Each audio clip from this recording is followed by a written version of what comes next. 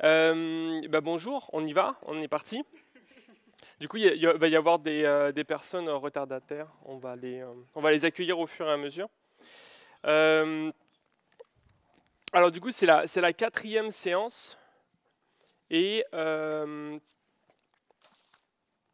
va être un peu particulière parce que je vais tester, on va tester ensemble un format différent.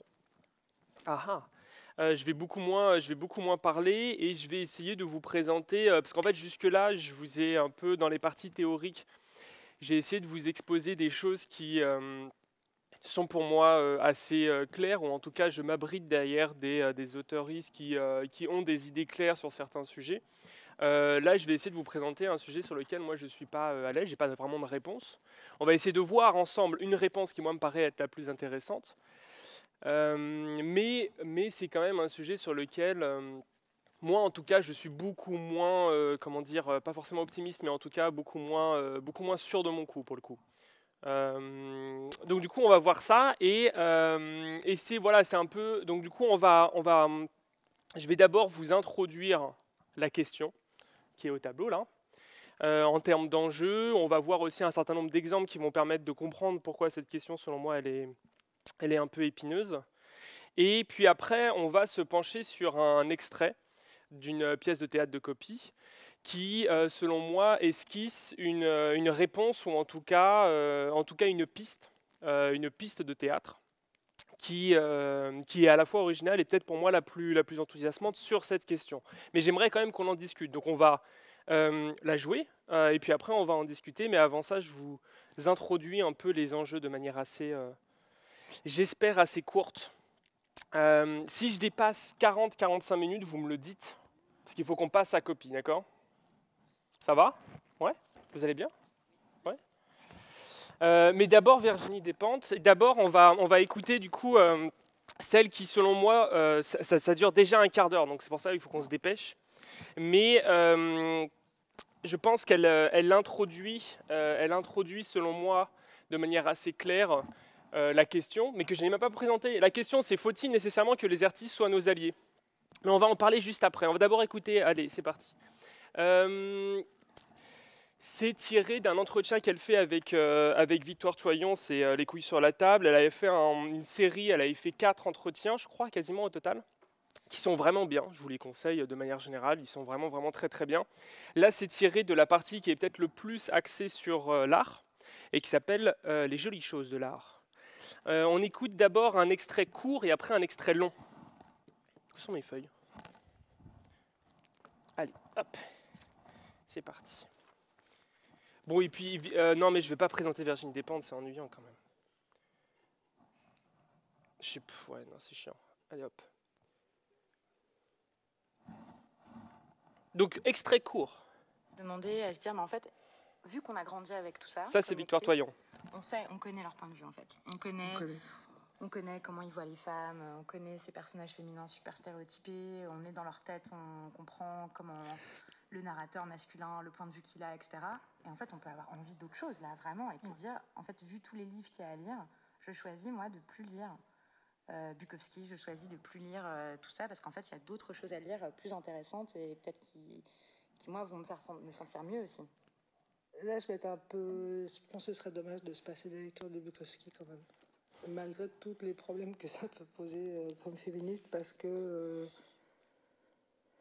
y a dans cette attitude virile, il y a quelque chose d'attirant aussi, et à laquelle on a droit aussi. Ça veut dire, ce qui peut être intéressant aussi, c'est s'exposer à des textes avec lesquels on n'est pas d'accord, mais aussi parfois pour attraper des attitudes qui ne devraient pas être les nôtres. Par exemple, avec Bukowski, c'est un son, c'est un style, mais c'est vraiment une attitude. Et cette attitude, ce serait dommage de rien aller y chercher, parce que c'est pas un féministe traditionnel. Donc pour se les réapproprier aussi.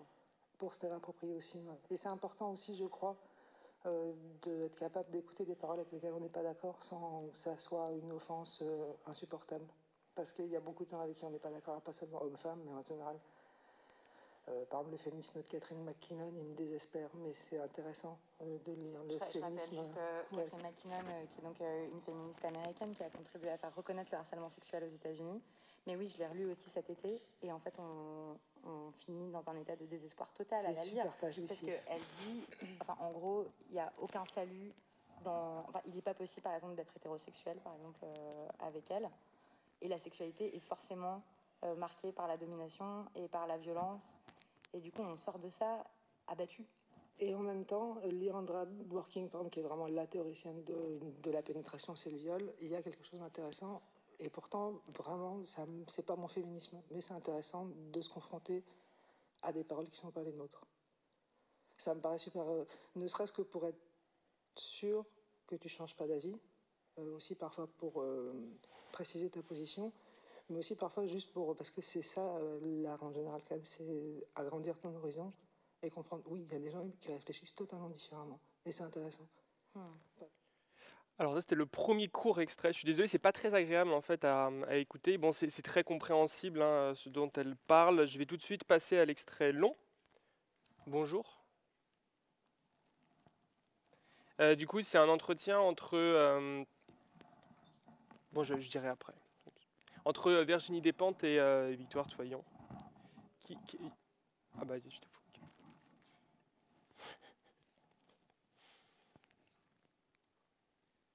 Bon, là, on se concentre. Qui rendent compte des livres. Comme le cinéma. Bon, non, le cinéma, c'est pire. Chaque question dans le cinéma, c'est pire. Non, le cinéma, c'est pire parce que là, par contre, on produit pas les films des femmes de 50 ans. On en produit quelques-uns, bien évidemment, j'exagère. Mais on en produit pratiquement. On produit les premiers films, les deuxièmes films. Après, c'est très difficile pour une réalisatrice de continuer parce qu'elle a fini le zone. Et pour les actrices, c'est encore pire. Ouais. À 50 ans, c'est vraiment terminé. C'est encore pire parce qu'encore réalisatrice, tu peux essayer de trouver un projet que tu vas faufiler, que tu vas réussir à quand même, alors que l'actrice t'attend. À moins de devenir quand même réalisatrice ou productrice, sinon t'attends, mais une fois que t'attends, elles disparaissent toutes. Bon, et encore une fois, j'exagère, pas toutes, mais presque toutes. Est-ce que vous avez envie de continuer à faire des films ? Bon, on aura compris que non. On aura compris que j'aime bien l'idée de travailler en groupe, je préférerais essayer d'autres formes. Je trouve que le cinéma, c'est trop... c'est pas le fait de faire le film, ça c'est une expérience, mais c'est le fait de... Il y a trop de permissions à demander. Pour l'instant, ça me décourage. Sauf si demain, je trouve une idée tellement imparable que je vois pas comment ne pas la faire. Mais sinon, j'ai pas envie d'aller faire lire à un producteur, faire lire à des chaînes, faire lire à un distributeur qui vont tous être des mecs idiots de 60 et quelques, qui comprennent rien, qui sont des vrais violeurs, au moins dans leur culture, mais qui le reconnaissent pas du tout, qui en ce moment sont agacés parce qu'ils ont plein d'emmerdes avec Weinstein. Et donc à chaque fois, c'est comme si tu devais soumettre ton projet à des gens, c'est pas pour eux de toute façon que tu le fais. Tu vois ce que je veux dire, c'est même pas contre eux d'ailleurs, c'est vraiment pour d'autres spectateurs et spectatrices, ils sont pas où, mais c'est quand même vous qui allez le rendre possible ou pas. Et donc c'est des discussions qui détruisent le projet avant même de le mettre en route, quoi, quelque part. Enfin, c'est comme ça que je le vois. Pour l'instant, le cinéma, je dois ça foutu. Je pense que ça évolue vachement vite et ce sera bien. Mais pour l'instant, il y a trop des mecs partout et c'est vraiment, ils y peuvent rien parce qu'ils n'ont pas été formés à autre chose. Ils sont formés dans ce milieu qui est insupportable au niveau du genre, au niveau de la classe et au niveau de la race. Donc c'est vraiment compliqué de faire, c'est possible, mais c'est vraiment compliqué de faire exister quelque chose d'un peu intéressant et on le voit quand on regarde les films. Parfois, il y a un film génial, mais c'est rare. Donc en fait, l'art là qui est bien vivant, dans lequel on peut aller et tout, c'est la littérature ? Je pense, ouais. La littérature, la musique, il y a des trucs qui existent aussi, parce que pareil, tu as moins besoin d'autorisation pour faire ta musique. Après, pour la faire exister, c'est une autre histoire, mais pour faire ta musique, tu n'as pas besoin d'autorisation comme pour faire ton premier long métrage. Et c'est pareil pour... Après, je connais moins le théâtre. Peut-être que le théâtre, c'est bien, mais j'ai l'impression que c'est pareil, il y a des mecs partout. Et j'ai rien contre les mecs, mais du moment où il y a des mecs partout, il n'y a rien de possible, quoi. Tu peux pas... Parce que tous, à leur niveau, vont te répondre, moi, j'ai pas de problème, mais... je préfère quand même que les comédiennes aient 20 ans, mais je préfère quand même pas brusquer le public qui comprendra pas ça, mais ça va pas les intéresser. Mais, et après, on va refaire encore la même chose une 750e fois. Sur les mêmes problèmes, les mêmes réalités sociales. Et avec les mêmes mecs qui rafent toujours dans les familles, dans des maisons de campagne, dans des maisons bourgeoises.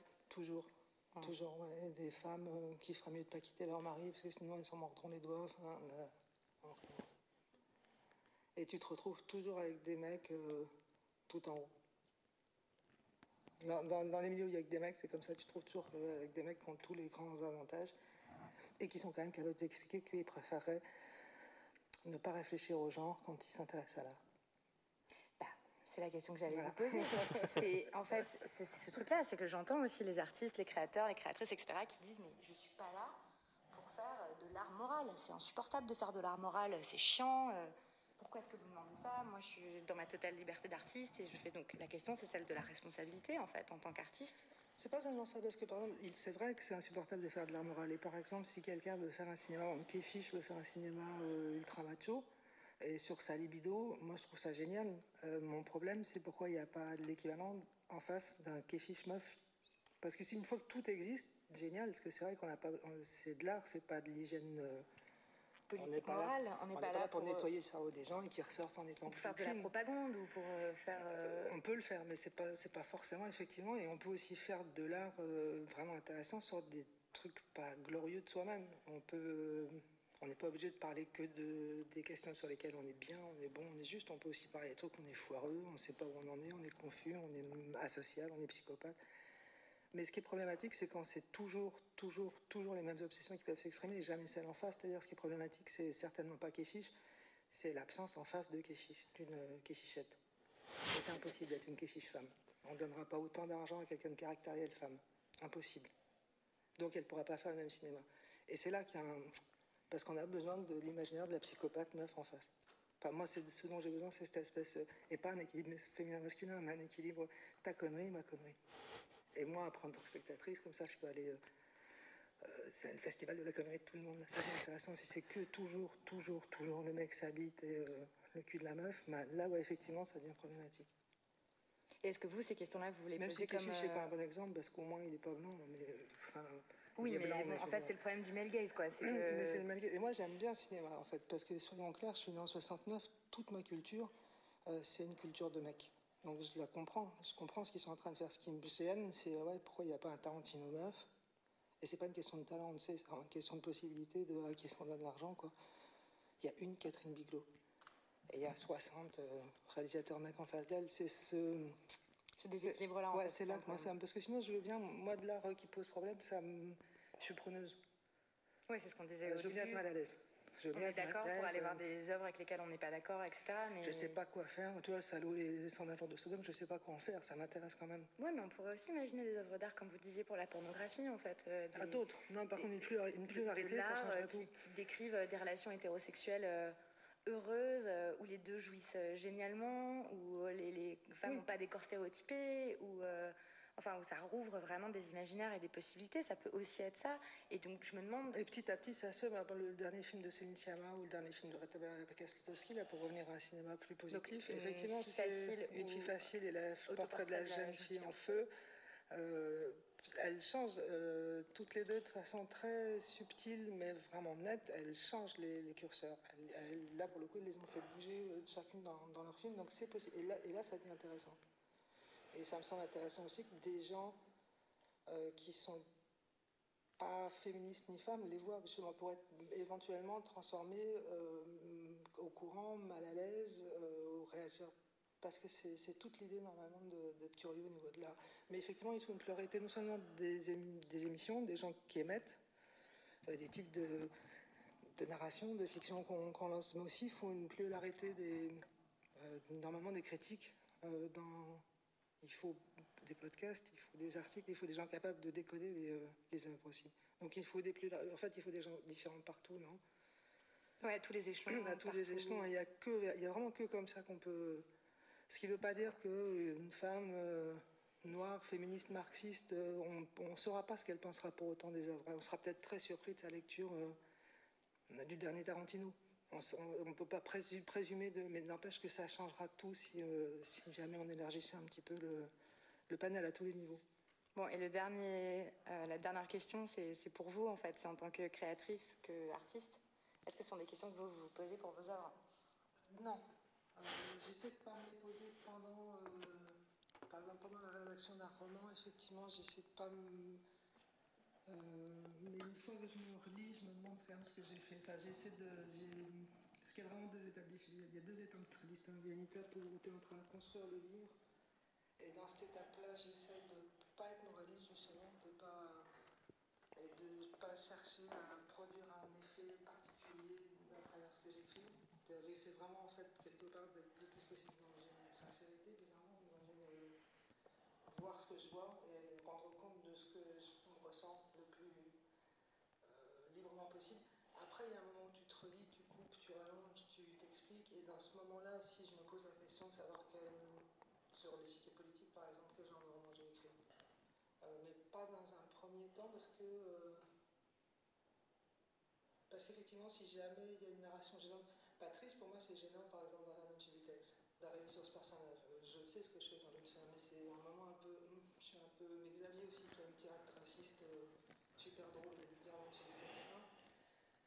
Et le personnage facho, il y a un personnage facho, et en fait, c'est un homme subitex. Mais oui, c'est ça qui est tellement troublant comme lectrice quand on lit ce roman-là et tout, c'est que. En plus, ce sont que des focalisations internes des personnages.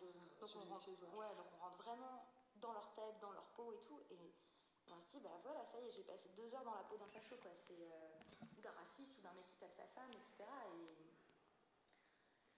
Et voilà, je me demandais quel sens ça avait, quoi. Pour vous, quelles questions vous posez quand vous relisez ça, quoi.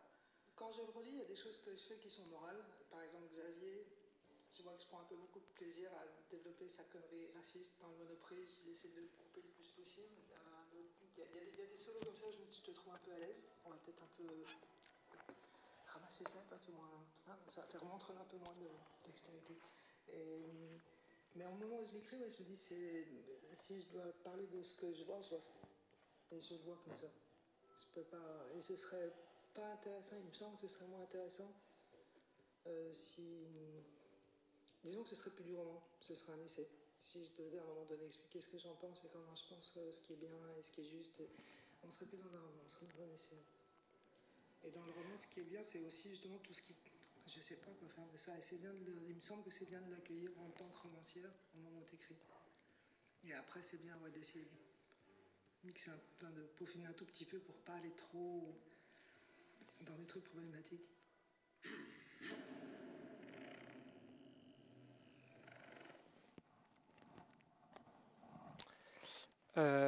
Déjà bonjour aux personnes qui sont arrivées. Salut.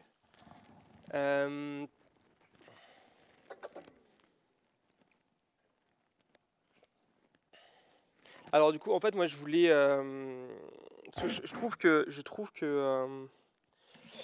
en fait, Virginie Despentes, elle met le doigt quand même sur un certain nombre d'éléments. Donc du coup, on va évidemment pas parler de tout parce qu'il y a beaucoup de choses quand même dans cet extrait. Moi, il y a une question en fait à laquelle elle répond plus ou moins qui m'intéresse et dont j'aimerais qu'on discute aujourd'hui, qui est celle-ci, qui est: faut-il nécessairement que les artistes soient nos alliés? En fait, cette question, qui est une question encore de Brecht, hein, quelque part, je ne sais plus où, mais quelque part, je crois qu'il avait dit ça, et j'avais pas très bien compris. Et puis un jour, j'étais retombé sur cet entretien, et j'ai un peu mieux compris en quoi c'était assez épineux, parce que dans allié, déjà, il ne faut pas comprendre. Dans allié, on va dire allié au sens vraiment politique. C'est-à-dire qu'en gros, ça serait l'idée que les artistes seraient des interlocuteuristes avec qui discuter de ce qui est souhaitable ou non dans notre société. Donc des alliés politiques sont des personnes dont la complicité va nous permettre d'avancer sur imaginer des relations amoureuses sans le patriarcat, sur des communautés sans le capitalisme, etc., etc. Donc c'est vraiment à ce sens-là qu'on va dire allié. Il y a une toute petite distinction avec la partie morale, c'est-à-dire que moi je préfère allier à, par exemple, une partition un peu plus morale qui serait entre amis et ennemis, et qui ressemblerait un peu à celle du bien et du mal, et qui pour moi est un peu gênante. On va le voir dans les exemples. J'ai l'impression que la question de l'allié est un poil plus politique. J'ai l'impression que là, en fait, la question, c'est véritablement de savoir à quel titre et avec quels critères les artistes peuvent devenir des interlocuteuristes privilégiés pour penser ce qui est souhaitable dans notre société. Ou pas. Donc en fait, la question, c'est déjà de voir, et on voit que Virginie Despentes répond un peu à ça. C'est-à-dire que moi, ce que j'aime beaucoup dans cet entretien, c'est que du coup, la journaliste, la Victoire Soyon, elle elle se fait un peu le porte-parole de deux attentes très fortes qu'on a sur l'art, qui vont pousser en fait les artistes à devenir des alliés. La première attente, c'est une attente de visibilité.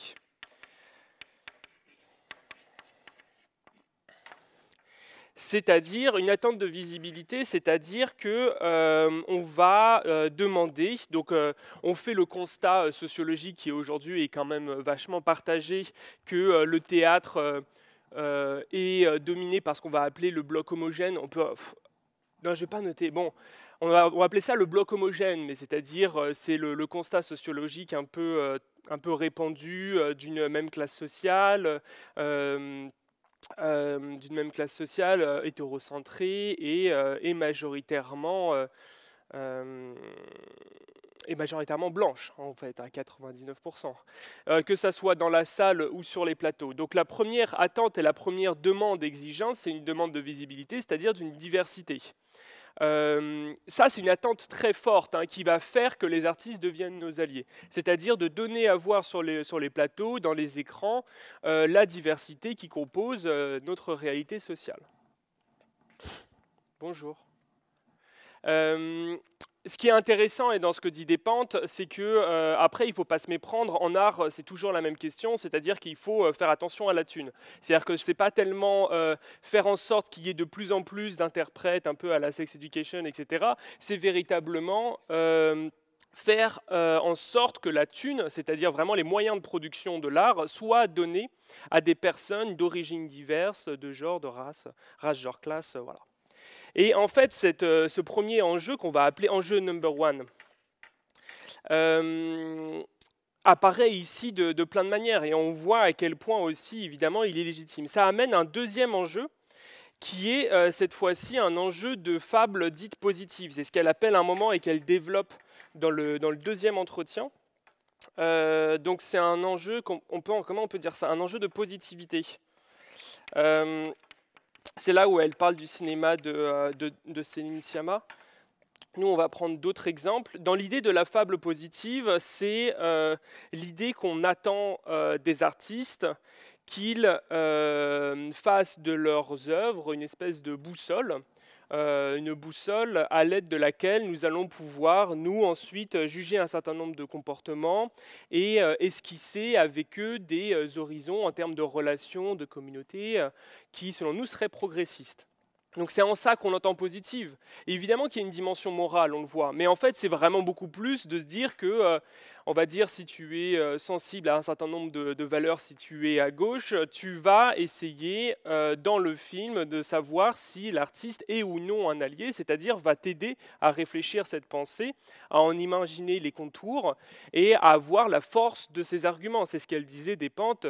Et c'est quelque chose de très agréable de voir ça, de se sentir fortifié par le fait de voir des choses qui jusque-là en fait étaient à l'état d'idées et qui là d'un coup se concrétisent dans la chair du cinéma ou de fables théâtrales.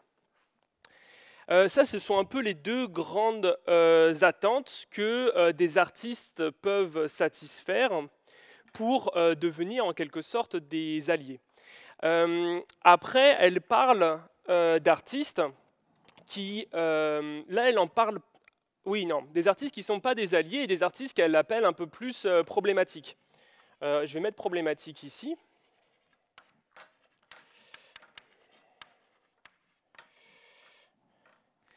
Et là, pour le coup, elle est beaucoup moins bavarde là-dessus. Mais elle parle notamment, là elle n'en parle pas très longuement, mais elle parle un peu du Marquis de Sade, qui constitue, mais c'est mon cas aussi, un énorme point d'interrogation. Parce que s'il y a bien quelque chose de sûr avec le Marquis de Sade, c'est que ce n'est pas un allié politique. C'est-à-dire que ce n'est pas quelqu'un avec qui tu as envie de discuter de la manière dont la société pourrait progresser, ou même définir avec lui des contours souhaitable aux relations humaines, etc. Ce n'est pas son utilité, et même, il ne rentre même pas dans cette discussion-là. Alors du coup, la grande question d'aujourd'hui, avant qu'on rentre un peu plus dans les détails, c'est déjà à quoi ressemblent les artistes qui deviennent nos alliés. Donc là, j'ai un exemple, j'ai même deux exemples, allez, on va donner, suivant le temps, j'ai un ou deux exemples. Et surtout, la grande question d'aujourd'hui, qui pour moi, en fait, est peut-être la plus... C'est pour ça que je voulais faire ça un peu sous la forme d'une discussion avec l'étude de copie et tout, c'est pourquoi ? Pourquoi ces fables-là ? Le séminaire s'appelle « À quoi sert la fable ?» Là, la question, ça va être « À quoi sert la fable dite problématique ?» C'est-à-dire la fable qui ne veut pas satisfaire ces deux attentes-là et qui ne veut pas devenir un allié politique. C'est-à-dire, que faire de ces fables qui ne rentrent dans aucune de ces cases et qui, en fait, ne nous satisfont pas de ce point de vue-là, qui ne répondent pas à nos attentes. On va parler, donc les deux exemples qu'on va étudier, donc le Marquis de Sade, mais ça on le fera plutôt dans 2 semaines, et aujourd'hui ça va être l'exemple de copie. Juste un truc avant qu'on commence avec les exemples pris à ça. C'est vrai que moi, théâtralement, évidemment, je vais toujours essayer de chercher de ce côté-ci. C'est-à-dire que j'ai beaucoup de mal, et vous allez vite comprendre pourquoi, satisfaire ces deux attentes-là vont très vite correspondre à un projet théâtral dont on a parlé depuis le début, qui a été un peu ravagé parce qu'on appelait la fable réconciliatrice. Vous allez voir qu'il va fonctionner un peu comme un spectre quoi, de ce scénario. Mais en fait, ce que je voulais dire, c'est qu'il faut vraiment comprendre que ce en quoi en fait tout ça constitue un nœud, c'est qu'il n'y a pas de bons points et de mauvais points, et que c'est vrai que pour le coup là je partage, c'est pas l'idée de dire que tous les artistes qui vont prendre ce chemin c'est de la merde, et puis le seul terrain intéressant dramaturgiquement c'est ce qui va se dessiner ici quoi. Là l'idée n'est pas du tout là, c'est plutôt essayer de voir comment les artistes se positionnent par rapport à ces questions et par rapport à ces deux grandes attentes. Est-ce qu'ils y répondent, est-ce qu'ils n'y répondent pas? Et s'ils y répondent, quel projet théâtral ça définit? S'ils n'y répondent pas, ils arrivent alors dans une zone extrêmement floue qu'on va essayer de définir. C'est un peu l'enjeu d'aujourd'hui, ça va? Ouais? C'est plus confus, mais parce que je maîtrise moins aussi. Mais bon, c'est parti. Alors, moi, j'avais 2 exemples. J'avais un premier exemple... C'est une autrice qui s'appelle Lauren Marks. C'est une autrice qui se définit elle-même comme une femme transgenre non-binaire et qui a écrit une première pièce qui s'appelle Trans, qui en a écrit une autre qui s'appelle Pour un temps soit peu, et qui a connu un léger succès, on va dire, un peu dans le milieu des écrits. Vous connaissez ou pas Lauren Marks? Non, ça ne vous dit rien? En fait, elle est connue un peu dans le milieu des écritures théâtrales parce qu'elle a obtenu le prix de la SACD et que son texte a été lauréat aussi au Linceuse Festival, qui est un festival très très très intéressant si un jour vous vous intéressez aux écritures théâtrales contemporaines. C'est un festival en Bretagne pour les écritures théâtrales émergentes. Et donc du coup, c'est pour Binic-sur-Mer, c'est pour le Linceuse Festival qu'elle a écrit ce texte Pour un temps soit peu, qui va être monté bientôt. Donc on ira voir. Et du coup, c'est parti l'extrait. On lit un extrait et après, très rapidement, j'essaye de vous montrer en quoi, en fait, quel est le projet théâtral qui est derrière tout ça. Un extrait. Qui veut lire l'extrait? Allez, c'est parti, on y va. Alors, non, pardon, excuse-moi. Alors oui, non, parce que pour vous sachiez, parce que c'est pas le début tout à fait. Du coup, c'est un seul en scène qui est construit un peu comme un dialogue. Donc du coup, c'est une personne qui s'adresse à elle-même. Donc le tu renvoie à elle-même.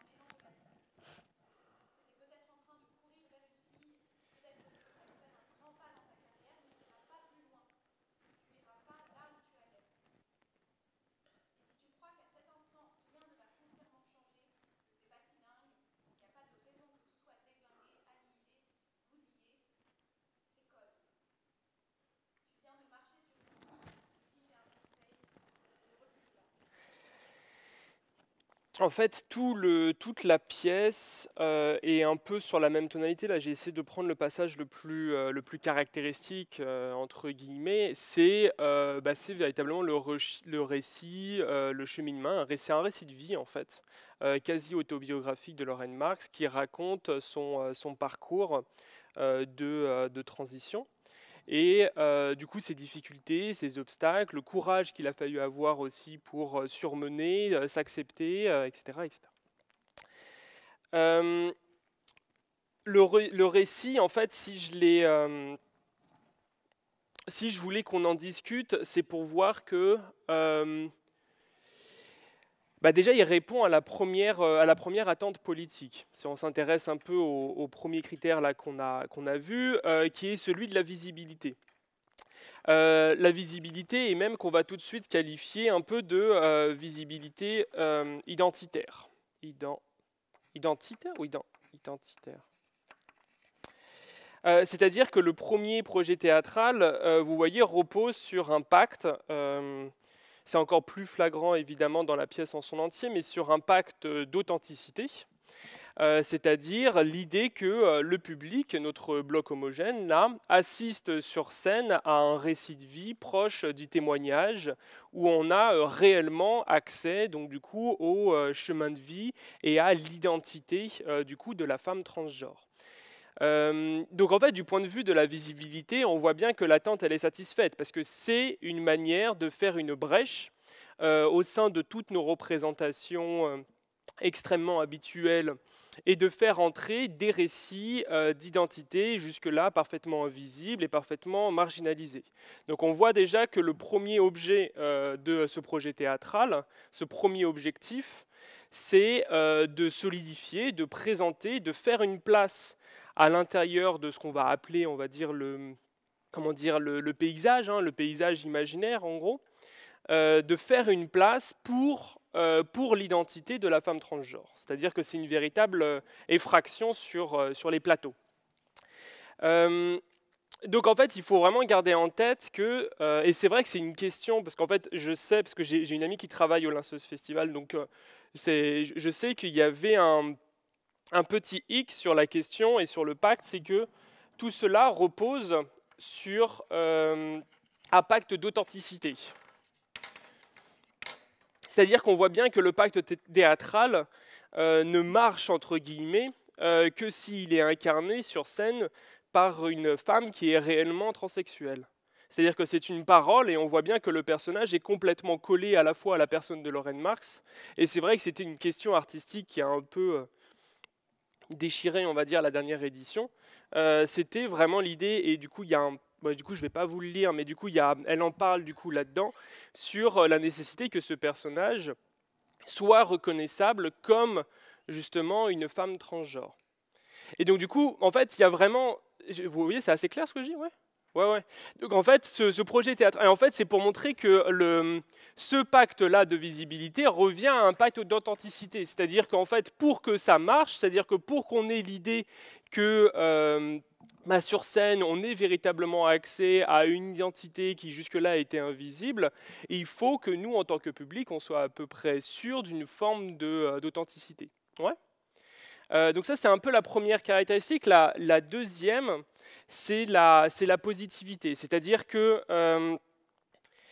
évidemment, que c'est un projet théâtral qui repose énormément sur la capacité à générer de l'empathie. Mais je pense que ça, vous l'avez vu. Mais c'est vrai que, du coup, en fait, l'objectif aussi repose énormément sur la capacité de créer de l'empathie pour ce chemin de vie, et pour faire en sorte que le public ait de l'empathie pour une identité qui, dans le théâtre, n'existe absolument pas. Et là, évidemment, on se souvient, parce que les tout débuts du séminaire a commencé sur la grande distinction entre les fables réconciliatrices et les fables progressistes, qu'on reconnaît évidemment que c'est un projet de réconciliation. C'est-à-dire que c'est un projet qui va essayer de faire en sorte que l'identité de la femme transgenre soit acceptée, se réconcilie avec ce fameux bloc homogène. Je ne l'ai pas écrit du coup, mais vous l'imaginez, il est là. Avec ce fameux bloc homogène. C'est-à-dire que c'est un projet, et là c'est peut-être le mot le plus important, parce que ça résonne avec ce qu'on a fait depuis le début d'année, c'est un projet de reconnaissance. de reconnaissance sociale.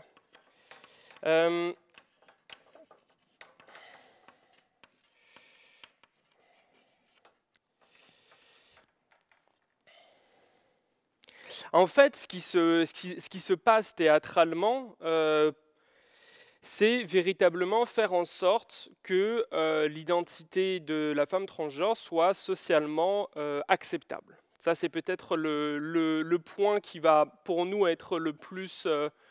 le point de bascule le plus fort entre ce qu'on va mettre de ce côté-ci et ce qu'on va mettre de ce côté-là. Mais c'est l'idée que les personnages qui vont apparaître du coup dans cette colonne-là et dans le geste de Lauren Marx, c'est de rendre ces personnages socialement respectables. Ce qui veut dire de placer en fait le registre de la visibilité sur celui de l'acceptation. C'est pour ça que j'ai parlé, je ne sais plus quel titre, parce que je l'ai trouvé très tard, mais j'étais fier de moi. C'était quoi? Oui, se faire une place dans le paysage. C'est-à-dire qu'en fait, l'idée n'est véritablement pas de bousculer le bloc homogène, l'idée n'est pas de le tordre dans tous les sens, etc. C'est de faire en sorte que l'identité qui est solidifiée sur le plateau soit acceptée. Et, ouais.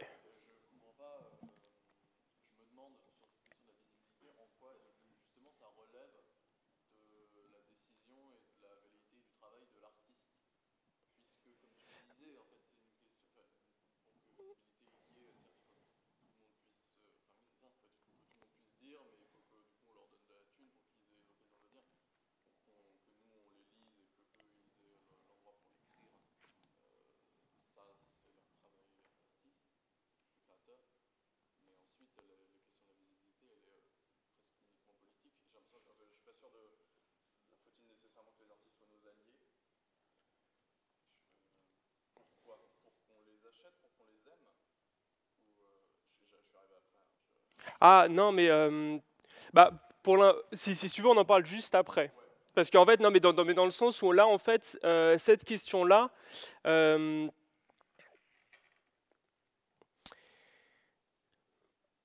c'est une question que se posent les artistes et que se pose aussi le public. C'est-à-dire qu'en gros, qu'est-ce que tu attends des artistes et qu'est-ce que tu attends en gros des pièces qui vont être à toi? Est-ce que tu attends de réfléchir à une société souhaitable avec elle ou est-ce que tu attends autre chose?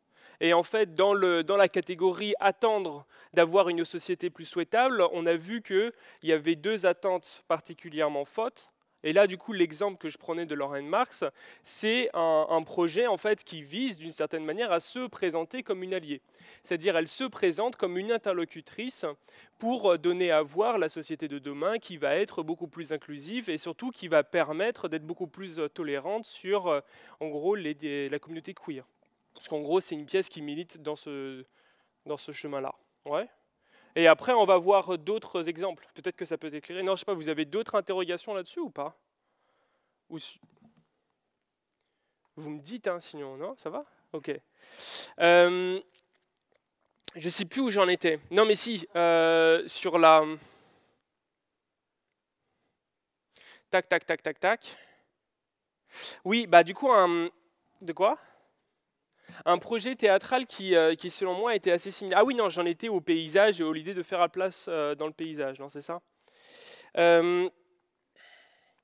En fait, il y a un autre... du coup, vous allez comprendre pourquoi, c'est quoi les reproches, au-delà de l'idée de la réconciliation. Hein. En quoi, selon moi, c'est pas un geste théâtral qui, sur cette question précise, est la plus percutante.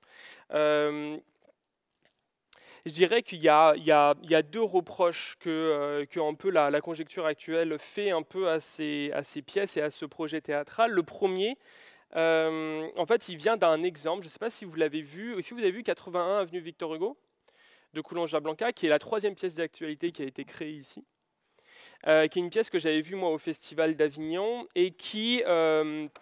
en fait, partait d'un fait divers, d'un collectif de sans-papiers qui habite à Aubervilliers et qui habitait dans un centre désaffecté de Pôle emploi. Et l'idée de Coulonge-Blanca était de reconstituer sur un plateau de théâtre le centre de Pôle emploi et d'inviter du coup ces mêmes sans-papiers qui font partie du collectif à venir reconstituer une partie de leur quotidien et surtout partager des récits d'exil, de quotidien, de vie de sans-papiers, etc. Moi, je l'ai vue à Avignon, cette pièce, et c'est des pièces qui ont eu qui a connu un succès absolument énorme. Et en plus de ça, il y avait quelque chose de l'ordre véritablement. C'est pour ça que moi je parlais de l'acceptation, c'est-à-dire que le théâtre, dans ce genre d'esthétique et dans ce genre de projet théâtral, vise véritablement à faire croire à quelque chose qu'elle ne peut pas faire, c'est-à-dire à un vivre ensemble républicain, à une société qui, là, dans le présent en fait du théâtre, va exister.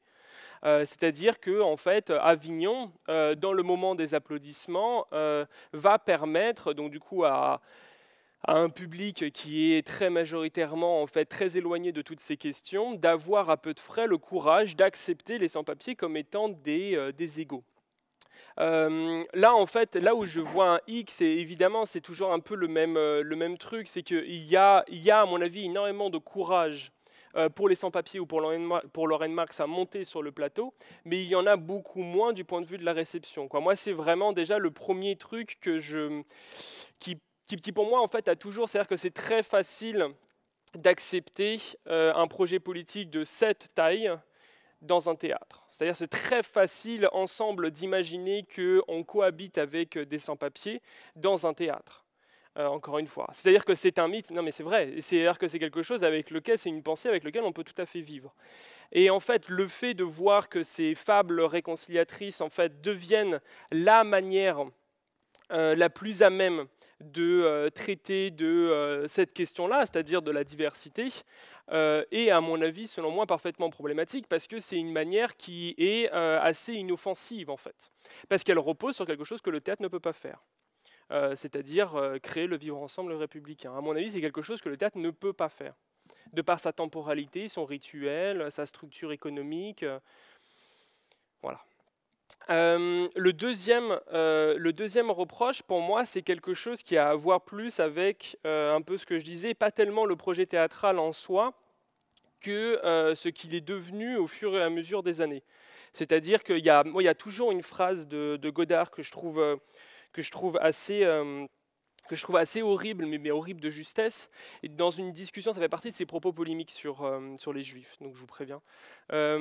Mais en fait, il dit à un moment comme ça, au détour d'une conversation, que Israël rejoint la fiction là où la Palestine se cantonne au documentaire. Alors c'est pas tout à fait sa citation, parce qu'après il l'a redéfini, mais l'idée en fait, qui pour moi est très importante, l'idée qu'à Israël la fiction, à Palestine le documentaire, l'idée c'est que les personnes qui ne font pas partie du bloc homogène, c'est-à-dire qui ne font pas partie de ce bloc-là, on leur refuse quelque chose qui est la fiction, c'est-à-dire d'arriver sur ce plateau de théâtre en étant autre chose que ce qu'ils sont dans la réalité.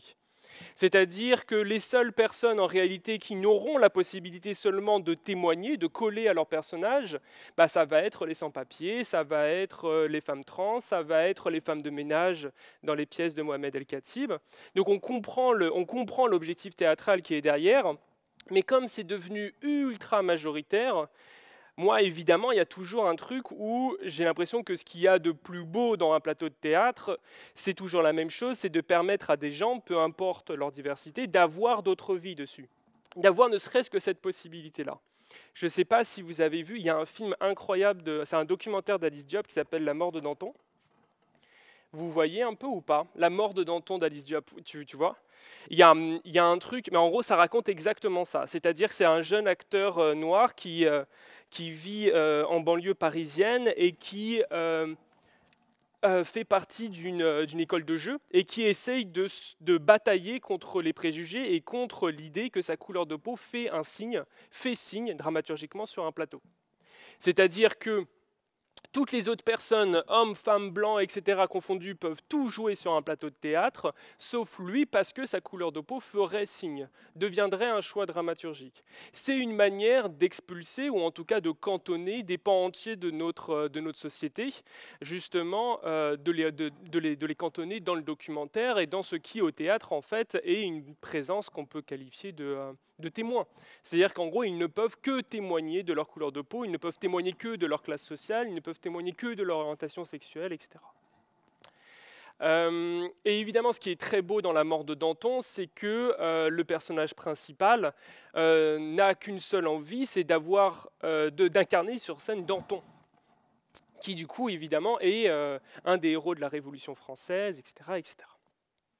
Et qui, de toute évidence, historiquement, n'est pas noir. Mais évidemment que là, ça pose l'endroit du théâtre d'un point de vue extrêmement intéressant. C'est-à-dire qu'on va avoir d'un côté une espèce de stratégie théâtrale qui, du point de vue en fait, de l'attente, de la visibilité, etc., va se frotter à ce qui est, selon moi, en devenu un écueil quasiment majoritaire aujourd'hui, qui est l'écueil donc du coup de la reconnaissance sociale, de l'authenticité et surtout des identités qu'on peut appeler fixes. Au-delà, encore une fois, ça ne veut pas dire que ce geste-là n'est pas du tout légitime politiquement ou quoi que ce soit. Hein. C'est juste qu'en fait, comme il est devenu majoritaire, il devient très problématique. Vous voyez un peu, ouais, c'est bon, ouais. Mais je crois que c'est tout en fait. On peut passer copie là, directement, ça peut être le bonheur déjà. Bon, du coup, voilà, moi je voulais simplement vous présenter ce pourquoi en fait chercher à devenir un allié et donc du coup à satisfaire ces deux choses-là. Comme on en a beaucoup parlé au cours du séminaire, je ne vais pas m'étendre dessus. Je préfère essayer de remplir le vide qui est là. Mais parce que en fait, il y a des écueils qui aujourd'hui sont assez importants et qui en devenant en fait systémiques vont reproduire la même chose. C'est-à-dire que dans l'édition d'Avignon, et j'avais vu un article dessus, il y avait un positionnement d'un chercheur qui s'appelle Olivier Neveu. Bon, Olivier Neveu avec un X, qui est mon ancien professeur en études théâtrales, et qui est très intéressant. Si un jour vous voyez des séminaires de lui et tout, des trucs comme ça, c'est vachement intéressant. J'ai beaucoup appris à lui.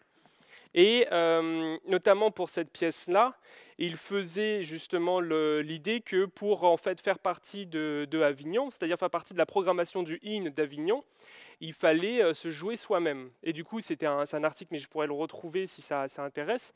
Mais en fait, ça a pointé comment sociologiquement, en gros, il n'y avait que du coup les personnes du bloc homogène qui avaient le droit à tout un tas de personnages, et que dès que tu sortais du bloc homogène, tu n'avais que des personnages qui te collaient en gros vraiment littéralement à la peau. Et qui donc du coup en fait artistiquement on voit bien cette scission et ce frottement quoi. Ouais.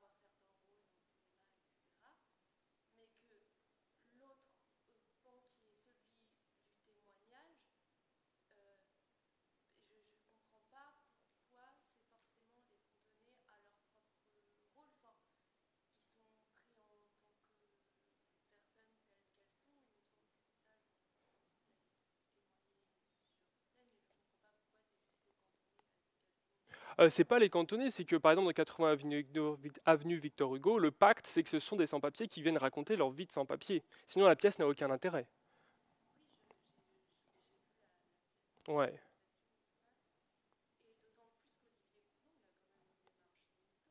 Ah non mais attention, non mais en vrai c'est pas des pièces qui sont mauvaises en mode qui sont politiques. C'est le contraire, ce sont des pièces qui sont politiquement valables. Hein.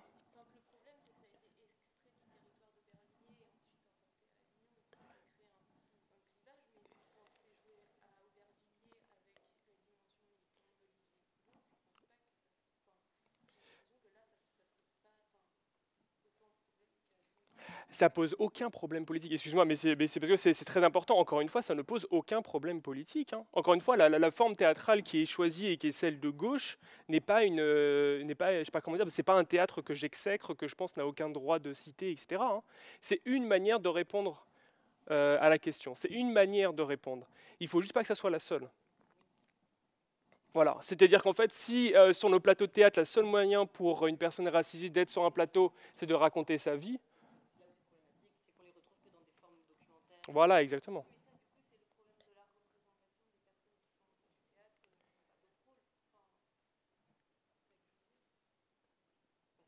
Oui, non, mais alors moi je cherche pas à chercher les responsables, hein. C'est-à-dire qu'en fait j'essaie simplement de comprendre. Voilà, exactement. C'est-à-dire qu'en fait, juste dans la conjecture actuelle, il faut voir que une des manières de répondre, en fait, et la manière un peu hégémonique de répondre à cette question-là et de répondre, de satisfaire à cette attente, c'est celle-ci. Mais il y en a plein d'autres, encore une fois, et là, évidemment que ce n'est pas exhaustif. Ce n'est ni une manière de condamner ce geste-là, mais en tout cas plutôt de le montrer, où pour moi, il ne faut pas qu'il devienne hégémonique, dans le sens où s'il n'y a que ça, il reproduit quelque chose à l'échelle du théâtre qui est tout aussi désastreux. C'est pour ça en fait que j'ai l'impression que le truc de, par exemple, si on reprend la phrase de Godard, là, Israël fiction, Palestine documentaire, il faut qu'il y ait des documentaires sur la Palestine. Bah oui. Je veux dire, il faut qu'il y ait des pièces documentaires sur la réalité des sans-papiers. Bah oui. Mais l'idée, c'est pas ça. L'idée, c'est que la Palestine est cantonnée au documentaire. C'est-à-dire qu'on lui refuse l'affection. Et en fait, ce qui est intéressant, là, c'est de voir ce qui se cache derrière. C'est-à-dire que c'est pour ça que la mort de Danton, pour ça, le documentaire d'Alice Diop est très intéressant. Parce qu'en fait, ça montre précisément en fait, cet endroit de frustration et cet endroit où, en fait, il y a un débat artistique qui est derrière, qui ne va pas départager des bonnes et des mauvaises formes, mais qui va créer des débats, en fait. Là, ce que j'essaye de restituer, ce sont des débats artistiques, autour en gros de la représentation des identités sur les plateaux. Coulon-Jablonka, moi j'aime beaucoup. Je sais pas, encore une fois, c'est pas une manière de dire que c'est politiquement détestable. Ouais.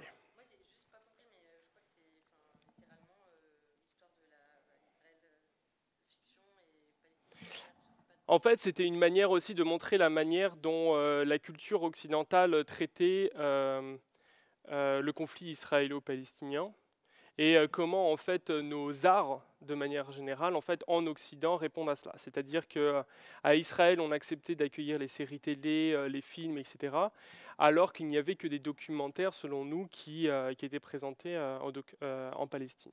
Et en fait, ce qui était intéressant, c'est qu'il parlait aussi de chiffres qui ont été donnés sur le nombre de tournages de fiction et le nombre de tournages de documentaires. Et il s'interrogeait, à mon avis à juste titre, pourquoi les Occidentaux vont tourner des documentaires en Palestine et des fictions en Israël.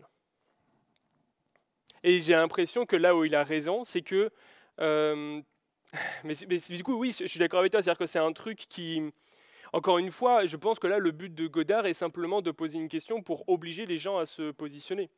Il n'y a pas de responsable derrière tout ça, mais on voit bien que je trouve que c'est une caisse de résonance à des problèmes qu'on retrouve aussi dans le théâtre. C'est-à-dire que c'est... cette manière en fait de refuser le droit à la fiction, c'est quelque chose qui, pour les questions qui est là de classe, genre, race, qui est omniprésente.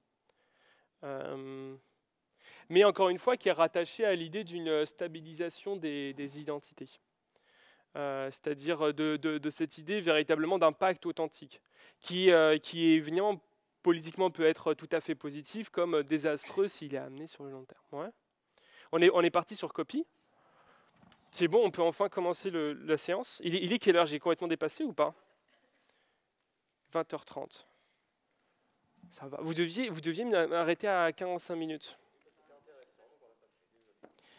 Bon, alors c'est parti. Alors,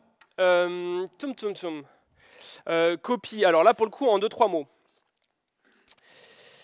En 2-3 mots, je vais zapper en termes de biographie, c'est pas full intéressant. Je vais juste signaler un truc. C'est que il y a une réédition. Thibaut, si tu nous écoutes. Il y a une réédition fait par Thibaut Croisy aux éditions Christian Bourgeois.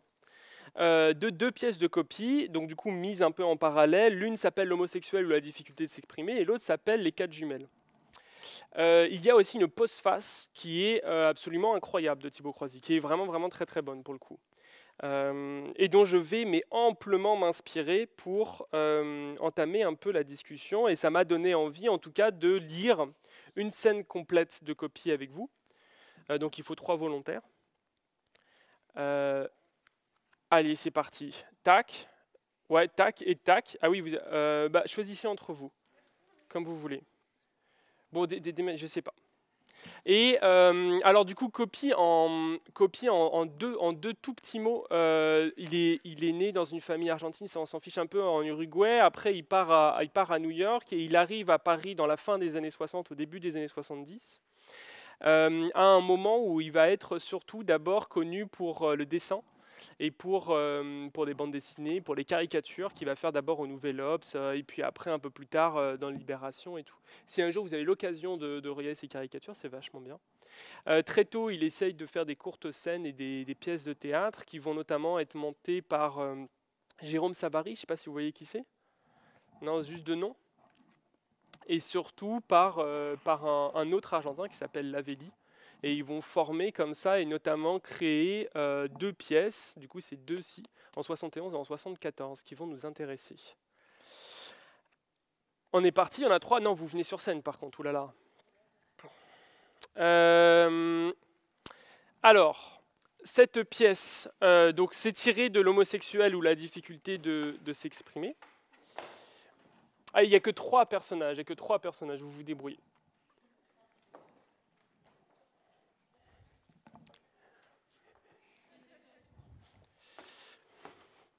Ça va être incroyable.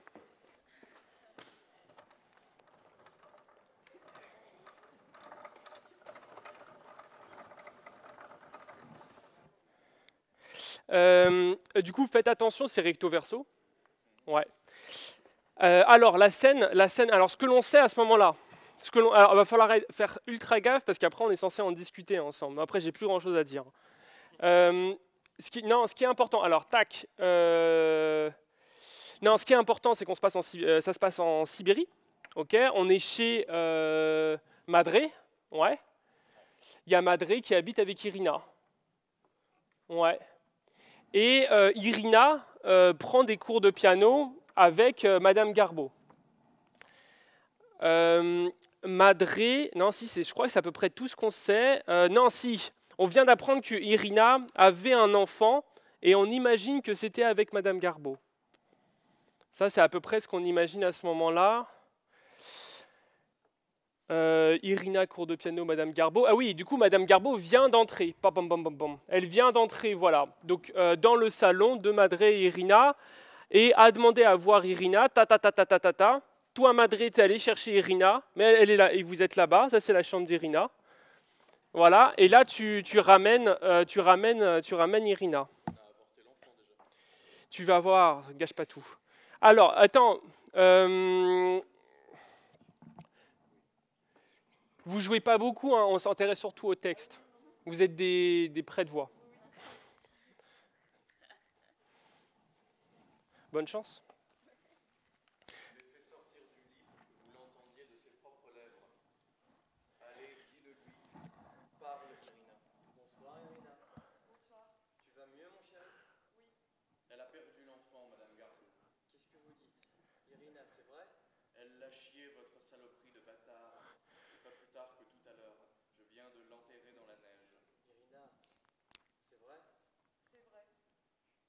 Servir un peu de Mirabelle, Madame Simpson. Merci. Et maintenant, vous pouvez partir, Madame Garbeau. Il n'y a plus rien entre vous et ma fille, et toi, va te coucher. Je ne partirai pas, Madame Simpson. Vous voulez que je vous foute dehors avec un coup de pied au cul? Il y a des circonstances dans la vie, Madame Simpson, et vous le savez aussi bien que moi, où la sincérité est inévitable. Que ce soit aujourd'hui ou dans un an, une conversation entre nous 3 est imposée par le destin. Tu vas sortir d'ici, ma salope, et en vitesse, si tu veux pas avoir les dents en marmelade en moins de 2. Maman. Qu'est-ce que tu voulais dire, Irina? J'ai faim. Elle n'a rien mangé ce soir. Regardez comme elle est pâle, et tout ça par votre faute. Vous êtes une mère très dévouée, Madame Simpson. D'ailleurs, il était peut-être même pas à vous, le gosse. Elle se fait sauter par tout le monde. Allez savoir à qui était le spermatozoïde. Elle prétend que c'était à moi. Allez, mange ta soupe. Je ne veux pas. Irina, mange ta soupe. Je ne veux pas. Irina, tu auras la fessée. Laissez-la, elle est intimidée. Il y a des jours où je lui foutrai des baffes. Tu es intimidée, Irina? Oui. Elle rougit. Tu veux un bonbon, Irina? Regarde, je t'ai apporté des bonbons au cassis, comme tu les aimes. Merci. Qu'est-ce que tu as fait ces dernières semaines, Irina, depuis que tu ne viens plus au cours? Rien. Rien? Tu ne t'es pas assise, même pas une seule fois au piano? Toi qui as les mains les plus douées du monde, il ne faut pas laisser tes doigts perdre leur merveilleuse agilité. J'ai beaucoup baissé ces derniers temps. Je me mets à poil dans les chiottes de la gare. Il y a tous les couasses qui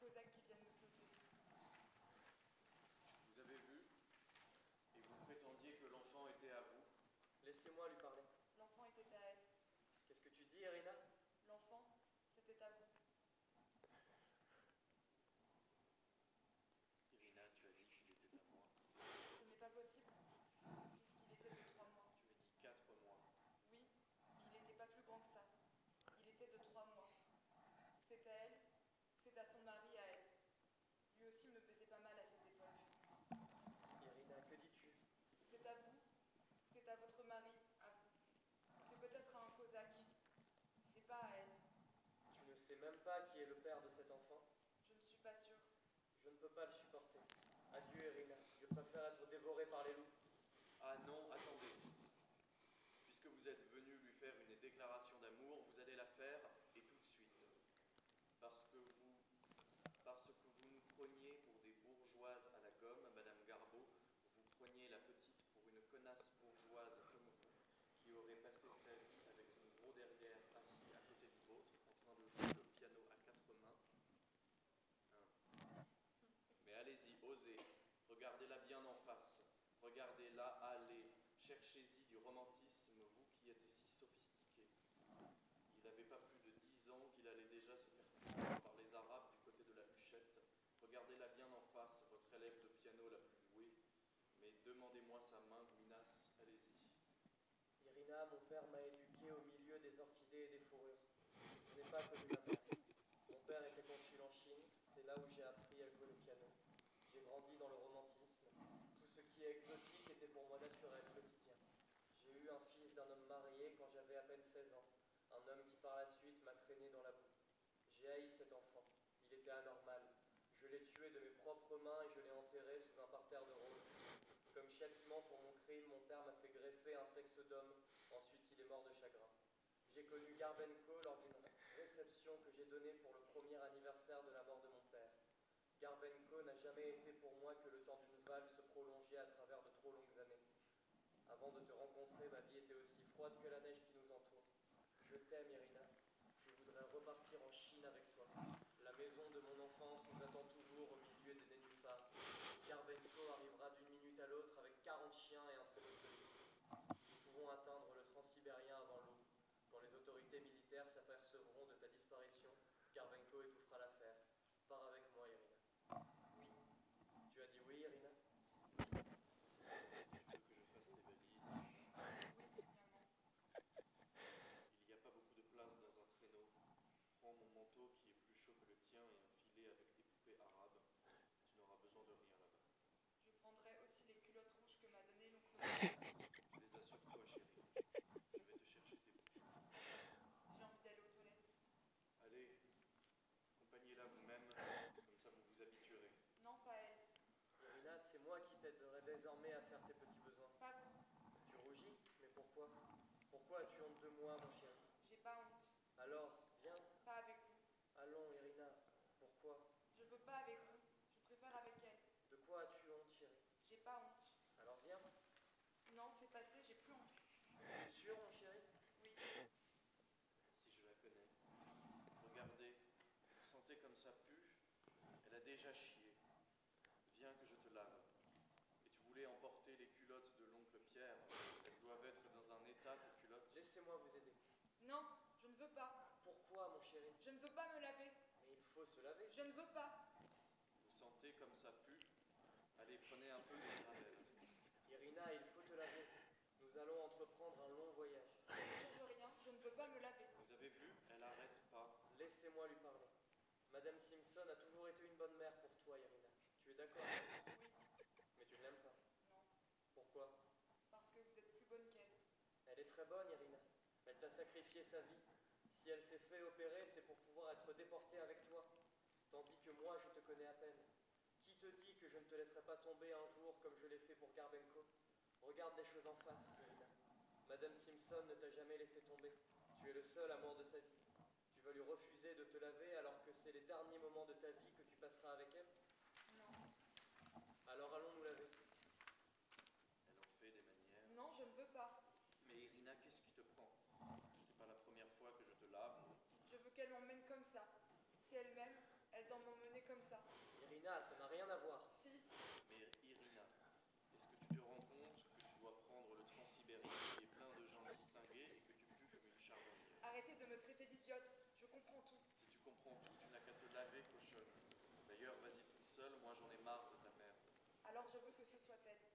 que ce soit moi qui te lave ton linge. Viens, chérie. Pas toi, elle seule. Irina, moi, je sais comment te laver. Il y a 10 ans que je te fais ça. Je veux qu'elle me lave toute seule. Oui, ma chérie. Viens.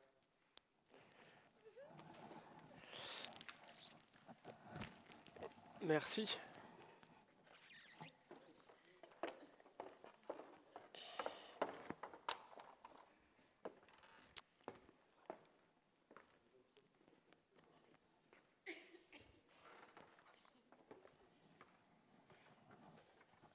C'est génial, je copie.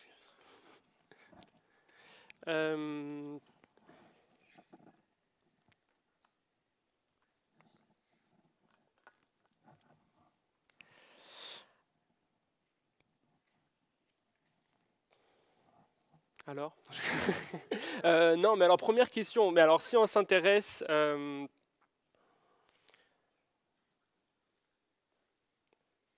si on s'intéresse aux personnages, est-ce que déjà, est-ce qu'on arrive un peu à comprendre qui sont ces personnages? Parce que c'est la première chose par rapport à cette pièce. C'est qui sont les personnages et qui sont les personnages les uns par rapport aux autres. Ouais. Je crois que Madré est l'un des deux parents, père ou mère biologique d'Irina, qui sont dans une relation.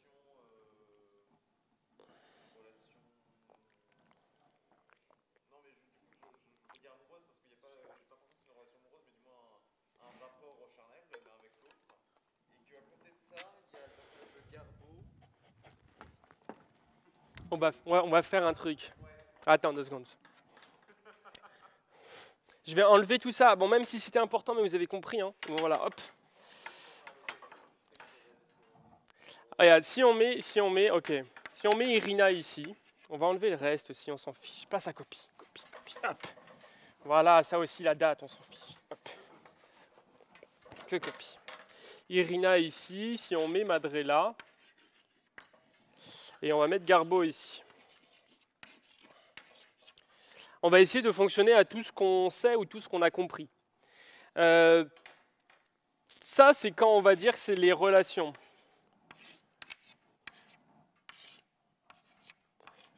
Donc, première chose, tu disais que la relation entre Irina et Madré, il y avait un... En effet, oui. Il y a un côté, tout le monde est d'accord là-dessus, je pense que c'est assez évident, il y a un côté du coup de la relation mère-fille. Ok. Tu disais quoi d'autre? Un rapport charnel parce qu'il y a le sous-entendu comme quoi Irina ne sait pas si l'enfant serait de Garbo, de Madré ou de quelqu'un d'autre. Voilà, donc a priori c'est aussi une relation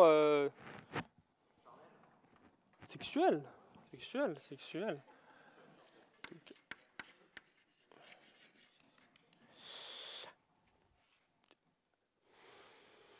Ok, quoi d'autre? Et si on continue un peu, entre Irina et Garbo. De quoi? Alors, mais il n'y a pas que ça. Si on prend la... Alors, ok, donc sexuel, ok. Ah oui, il y a un peu le côté, le cadre, un peu quand même, il y a toujours une relation bourgeoise au début de chez Copy. Donc du coup, là, il y a le côté mère-fille. L'équivalent de la relation bourgeoise, c'est en effet la prof de piano et l'élève. Donc c'est la prof et l'élève. Ok.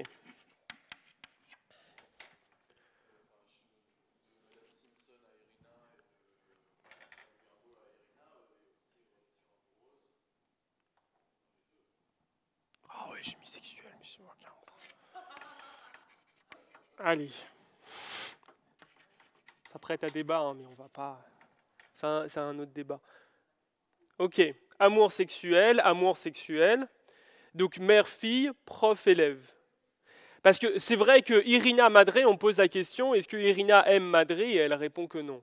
Mais a priori, elle a dû l'aimer à un moment, on imagine, ou un truc comme ça. Donc Irina Garbo, on a vu amour sexuel, donc on devine qu'il y a quelque chose de cet ordre-là. D'autant que Garbo est censé être la mère quand même de l'enfant d'Irina. Donc il y a aussi le côté parent, hein, il y a aussi le côté couple. couple parent.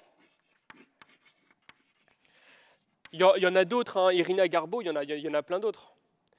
Qu'est-ce que vous voyez d'autre comme relation qu'il est...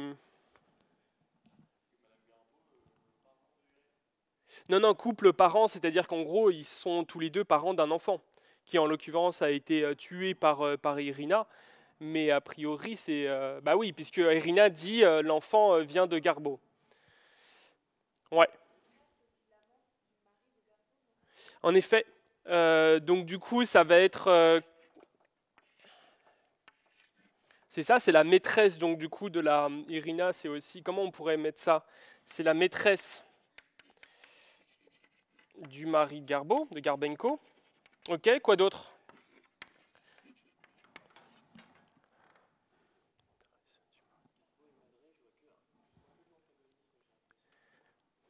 Alors, mais un antagonisme, si on pense à leur relation, genre, c'est quoi le moteur un peu de leur relation? Mais tu dis antagonisme, mais c'est...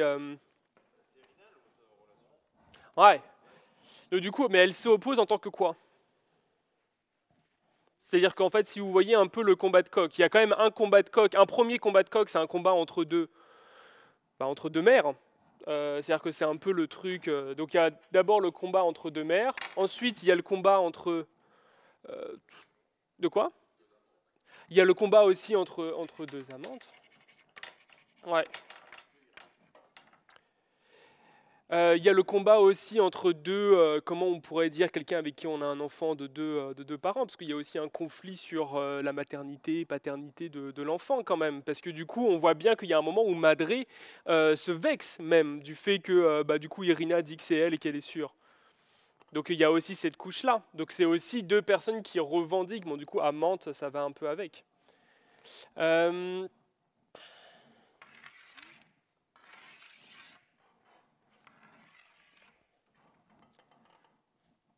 Ok. Ouais.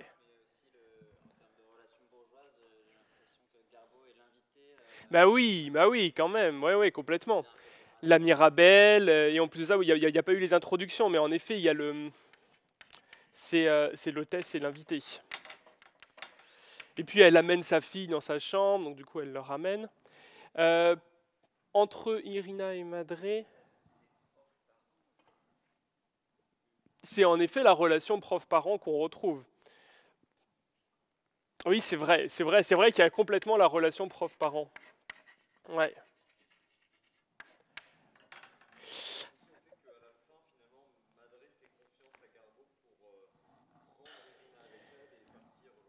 Ouais.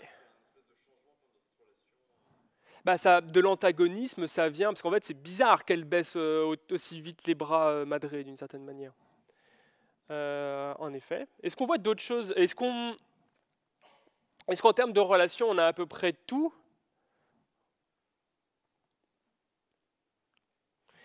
Dans Madré et Irina, il en manque plein, mais évidemment, vous ne les avez pas toutes dans cette scène.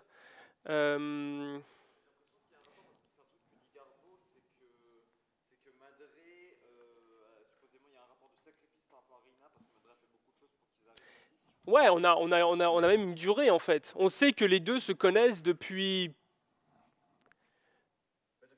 10 ans, ouais. Ouais. Oui, c'est ça. Et qu'est-ce qu'on sait de leur vie d'avant?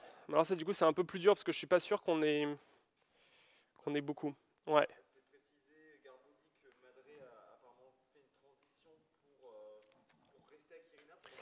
Alors, on parle d'opération. Du coup, il y a la fameuse question. Alors, qui a fait une opération?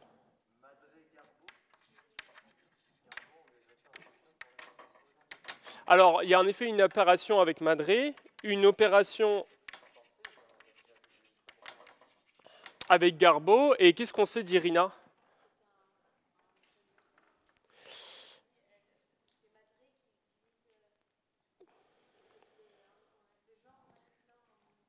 Ouais.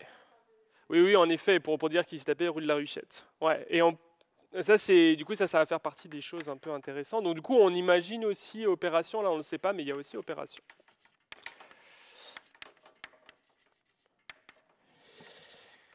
Il y a aussi un moment, on le voit un peu moins, mais il y a aussi une relation d'amitié, en fait, tout bêtement, entre les deux, qu'on ne voit pas tout à fait dans cette scène-là.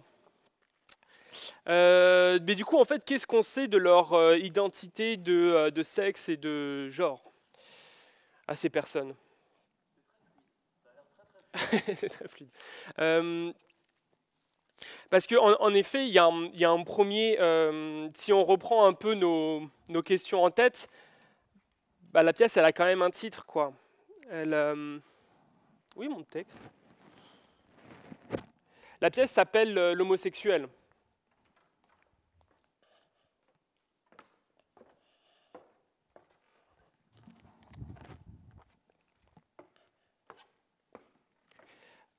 S'appelle L'homosexuel, et la première chose qu'on voit et que note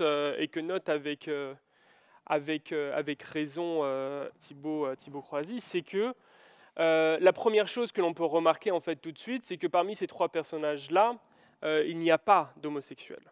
Il n'y en a même pas du tout dans la même pièce. Qu'en réalité, la seule identité reconnaissable d'homosexuel, c'est celle d'Irina, rue de la Huchette, il y a 10 ans. Là, on peut reconnaître, parce que rue de la Huchette, c'était un quartier gay qui était connu en fait comme tel, et qui donc du coup en fait renverrait à quelque chose de reconnaissable dans l'identité de l'homosexuel d'Irina il y a 10 ans.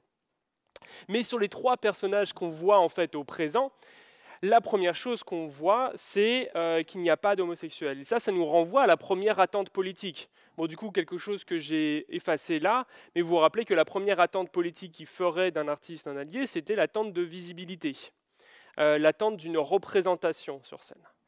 Là, ça renvoie à quelque chose de très intéressant par rapport à Copy, c'est que Copy, politiquement, aujourd'hui, est très souvent présenté comme un auteur représentant figure majeure du mouvement gay, celui qui s'est battu tout au long de son œuvre pour la visibilité de l'identité lesbienne et des activistes gays sur le plateau. C'est comme ça que politiquement, en fait, il est présenté aujourd'hui.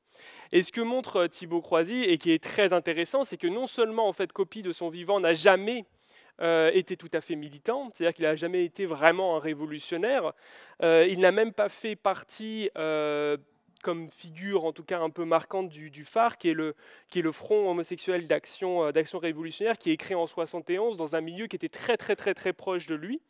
Et en fait, il n'a jamais été tout à fait, il n'a jamais fait partie de ça, et surtout, son œuvre théâtrale ne s'est jamais présentée comme une œuvre dite homosexuelle. C'est-à-dire qu'il n'a jamais voulu avoir le qualificatif d'homosexuel. Donc ça, c'est une première chose où on voit que Copy, en fait, pour la question de la visibilité, la question de la reconnaissance, l'idée que sur un plateau de théâtre, on va enfin voir l'identité de l'homosexuel, etc., on voit bien qu'elle est complètement déjouée. À la place, on voit trois personnages qui débordent complètement cette identité, qui la défait, et qui, en fait, semblent définir une espèce de va-et-vient permanent entre tout un tas de relations qui sont toutes plus ou moins suspectées d'être des mensonges. C'est-à-dire que qu'est-ce qu'il y a d'authentique véritablement là-dedans ? Est-ce que c'est la maison près des nénuphars? Est-ce que c'est Et en fait, il y a très vite un vertige dans toutes ces relations pour ces questions-là, qui est un vertige de l'ordre véritablement de l'identité. C'est pour ça que Thibaut Croisy parle à un moment de ces personnages comme des vagabonds de l'identité. Et ça, c'est une idée que je trouve très intéressante, parce qu'en fait, c'est véritablement l'idée que ce sont des personnages qui se battent contre une identité fixe, qui se battent contre toutes les assignations possibles et imaginables. Donc on voit déjà commencer un peu à s'esquisser un projet théâtral qui déjà va aller complètement à l'encontre d'une quelconque attente de visibilité sur les plateaux. La deuxième question que je voulais vous poser, c'était par rapport, vous savez, à l'idée, et là cette fois-ci, il est quelle heure, vous savez un peu ? Ah oui, mais c'est bientôt la pause, là, c'est ça ? 21h, 22h. Ok, bah du coup, on est... Parce que là, du coup, je vais devoir dire un peu plus, désolé. Non, alors deuxième chose par rapport à la fable positive. Vous voyez bien qu'il y a quelque chose d'extrêmement frappant par rapport à ces personnages, c'est que Copy, dans son objectif, ne veut absolument pas rendre l'homosexuel comme quelqu'un de socialement acceptable, de socialement présentable, comme quelqu'un qu'on pourrait reconnaître ou pire accepter dans le fameux paysage. On voit que c'est en contraire en fait des personnages qui se présentent comme socialement inacceptables, comme des criminels, puisque du coup en fait là c'est une toute petite partie, mais ils passent leur temps, elles passent leur temps à s'entretuer et à se faire en quelque sorte des actes criminels. Donc en fait la criminalité vient comme une manière de lutter toujours pour la possibilité de cette fable d'être qualifiée de positive.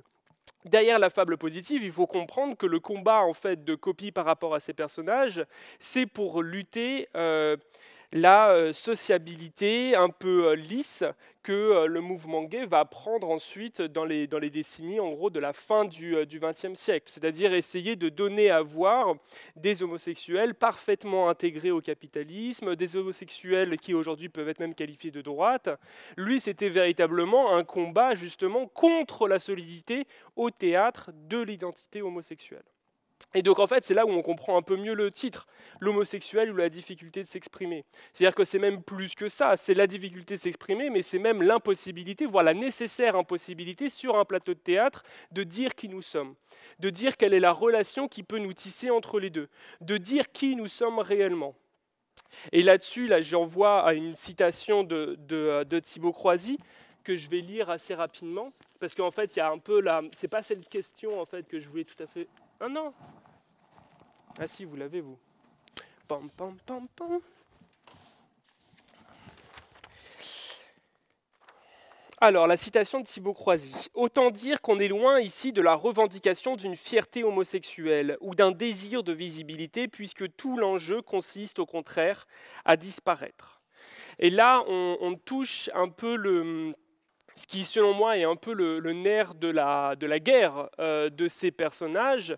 Et l'idée que je trouve très belle de Thibaut Croisy, c'est l'idée qu'il y a un souhait par rapport à toutes ces distances, par rapport à toutes ces identités, par rapport à toutes ces relations, par rapport en fait à toutes ces relations qui en fait mises dans un cliché permettent de définir, etc.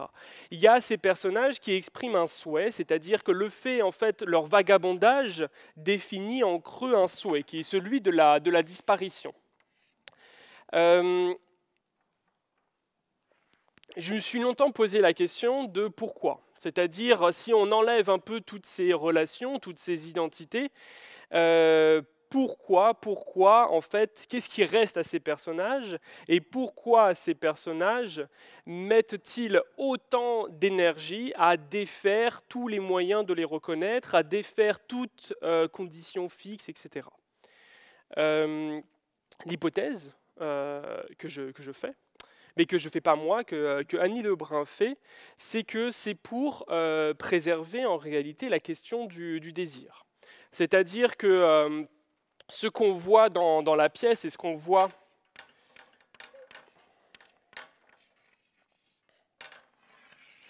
c'est-à-dire que ce qu'on voit véritablement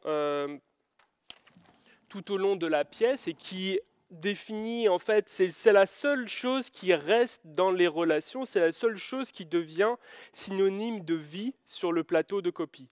C'est-à-dire que Copy s'est longtemps attaqué au théâtre de genre, le théâtre de boulevard, c'est-à-dire que c'était véritablement sa matière première. Il s'est notamment beaucoup inspiré, vous le voyez, des relations stéréotypées et des clichés identitaires sur lesquels repose le théâtre de boulevard. Ou des films, aujourd'hui les comédies françaises sont truffées justement de la comédie de boulevard, et de leur manière en quelque sorte de reposer sur des identités fixes, sur des clichés qui permettent de générer le rire, etc. Mais à la grande différence d'un film, par exemple dans Qu'est-ce qu'on a fait au bon Dieu, où on ne fait que rire de ces clichés, Là, l'utilisation du cliché, c'est véritablement de prendre, on voit que le cliché le plus prégnant de l'œuvre de Copy, c'est celui de la folle. La cage aux folles est un film qui sort en 1973, je crois, et qui a été absolument un désastre sur la construction de l'identité homosexuelle. C'est de prendre en réalité le cliché qui va faire que les homosexuels sont les plus reconnus à son époque, et va l'emmener là-dedans. C'est-à-dire qu'en réalité, il va partir de quelque chose qui est à son époque parfaitement reconnaissable pour l'emmener dans une espèce de tourbillon assez dévastateur où les personnages ne vont avoir qu'un seul désir et qu'une seule pulsion qui va être celle de disparaître sous toutes ces assignations, de disparaître sous toutes ces identités et sous toutes ces relations. Évidemment, ça a à voir, moi je trouve que ça a parfaitement à voir avec le projet, c'est l'opposé en fait du projet théâtral de s'inscrire dans un paysage. Parce que vous voyez que si on remonte un peu à ce qu'on a vu tout à l'heure sur les artistes alliés, par exemple le geste de Lorraine Marx, qui va être du coup de présenter une identité parfaitement stable et de créer en fait théâtralement son acceptation sociale, on voit bien que là le projet est tout à fait différent. C'est-à-dire que là, le projet, c'est de partir de ce qu'on peut reconnaître socialement et d'utiliser le plateau pour le détruire. Et ça, c'est véritablement important. Moi, il y a un autre auteur dont malheureusement on ne va pas pouvoir parler, j'espère qu'on en parlera la dernière fois. L'autre nom qui fait ça, c'est Jean Genet, et notamment dans une pièce qui s'appelle Les Nègres. Je vais en lire un tout petit passage pour vous montrer en fait ce sur quoi il y a une ressemblance, un nœud. C'est ce que dit Thibaut Croisy, mais je pense que ça mériterait une étude un peu plus poussée. Donc c'est Archibald, c'est un des nègres de la pièce qui dit « Nous sommes des comédiens et nous avons organisé une soirée pour vous divertir. Nous avons cherché ce qui, dans notre vie, pourrait vous intéresser. Hélas, nous n'avons pas trouvé grand-chose. À un moment, la représentation s'achève et vous allez disparaître. Laissez-moi d'abord vous remercier tous, mes camarades. » Donc là, il s'adresse aux autres nègres. « Vous avez bien joué votre rôle. Vous avez fait preuve de beaucoup de courage, mais il le fallait. Le temps n'est pas encore venu de présenter des spectacles sur de nobles données. Mais peut-être soupçonne-t-on ce que peut dissimuler cette architecture de vide et de mots. Nous sommes ce qu'on veut que nous soyons, nous le serons donc jusqu'au bout, absurdement. Remettez vos masques pour sortir et qu'on les reconduise aux enfers. » De quoi? Tu comprends pas, t'as dit? Non, c'est un geste. Non, mais en fait, c'est vrai que c'est un geste qui est beaucoup plus complexe et qui mériterait en fait qu'on s'apesantisse dessus, plus simplement. Mais il y a quand même des points de convergence.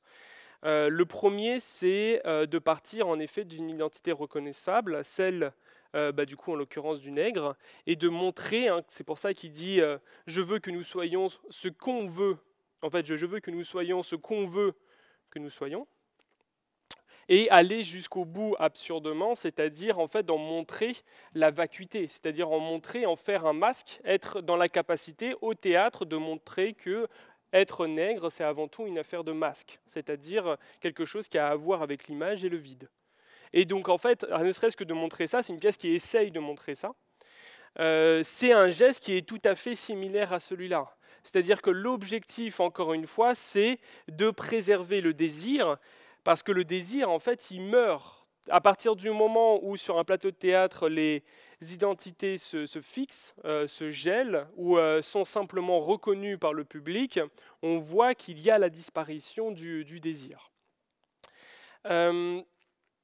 Et c'est ça, moi, que je trouve particulièrement beau, je trouve, mine de rien, dans le geste de Copy. C'est véritablement de voir, derrière tous les petits interstices, et c'est le cas aussi chez Genet, dans toutes les relations, quand ils ne sont pas ni là-dedans, ni là-dedans, ni là-dedans, ou alors en train de détruire ça, en train de dire qu'ils ne sont pas ci, mais pour être plutôt ça, et puis arriver à ça, il y a entre eux du désir. Des mini-déclarations amoureuses, des mini-choses qui vont créer un lien qui est parfaitement débarrassé de tout le reste ou qui vient simplement se définir comme une effraction, comme une espèce de petit vide, de marge de manœuvre qu'il y a entre toutes ces identités. Du coup, c'est pour ça que ça a tout à voir avec la métamorphose et tout à voir évidemment avec, encore une fois, ce dont on parlait tout à l'heure, c'est-à-dire la capacité d'utiliser le plateau de théâtre précisément pour aller et venir entre tout ça. Vous voyez bien que c'est un geste qui s'oppose, mais vraiment en tout point, à un geste qui est basé sur l'authenticité, sur le paysage, sur l'identité, etc. Ça va? Ouais. On finit par une petite citation, toujours une petite citation.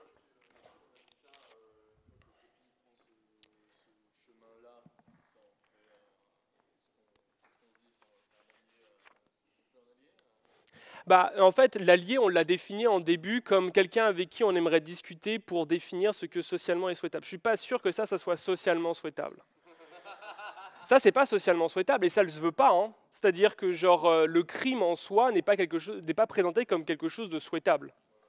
C'est-à-dire que chier son enfant ou enterrer son enfant dans un parterre de roses et tout là sous la neige, c'est pas quelque chose qui est souhaitable. Et en fait, c'est ça qui est intéressant, c'est qu'on voit comment Coppi en fait ne s'inscrit pas du tout dans ce débat. Et c'est pour ça qu'il peut être présenté comme un artiste dit problématique, parce que justement, comme il ne répond pas à ces attentes-là, comme il ne satisfait rien de ces attentes, il va jouer dans un domaine qui est complètement différent et utiliser le théâtre de manière très différente.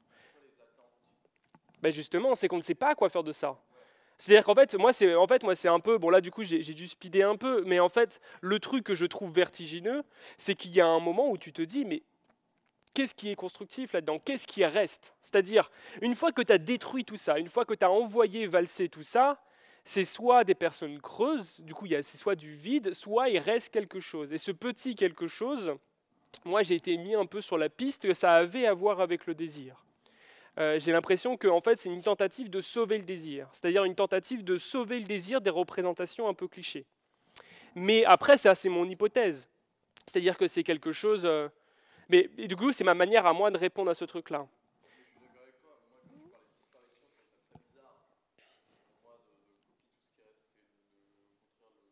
Mais c'est souhaitable, la disparition. Ouais, mais la...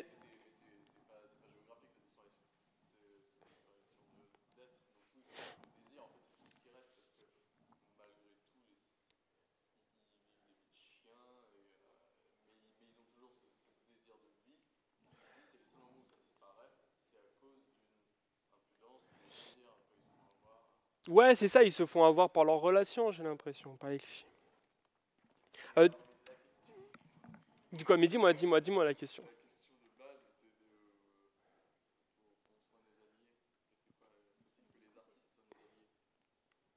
Je ferai une transition tout à l'heure. Mais en fait, non mais oui, mais je suis d'accord avec toi. C'est-à-dire que, en gros, est-ce que Coppi est un allié? L'idée des alliés, là, c'était vraiment d'essayer de voir si ça allait nous permettre de construire une société souhaitable. C'est-à-dire, est-ce que Coppi, par exemple, nous permet de penser avec des personnes, des personnages, des comportements qui seraient socialement souhaitables?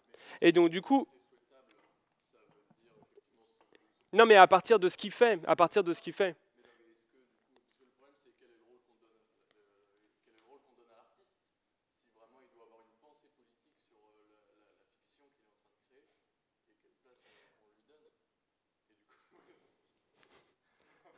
Non mais dis-moi, tu veux dire, est-ce que c'est bien, est-ce que c'est utile politiquement ce qu'il fait Coppi? Oui, mais différemment que de devenir un allié. C'est-à-dire qu'à mon avis, c'est pas un allié Coppi. Mais il fait, politiquement, on peut le sauver de d'autres manières. Mais à mon avis, c'est pas un allié. Mais c'est très bien que ce soit pas un allié. Mais de la même manière que, par exemple, d'un point de vue strictement politique, à mon avis, ces œuvres n'ont servi à rien pour l'avancée du phare, là, le Front homosexuel Action révolutionnaire. Et même pour de manière générale, pour les questions, vous voyez, pour les attentes politiques qu'on peut avoir par rapport à une œuvre, à mon avis, il ne répond à rien de ce point de vue-là. Donc...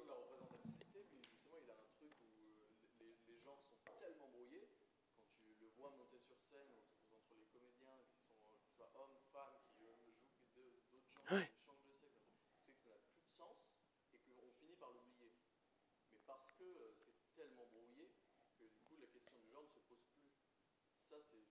Se pose différemment. C'est-à-dire se pose plus en termes d'identité. Mais c'est omniprésent. C'est-à-dire que genre, c'est juste que lui, en fait, il veut empêcher que cette question-là soit cristallisée sur un plateau de théâtre. Mais encore une fois, si on revoit la question phare de à quoi sert la fable ou à quoi sert le théâtre, là, on voit qu'il y a une utilisation du théâtre. Dis-moi.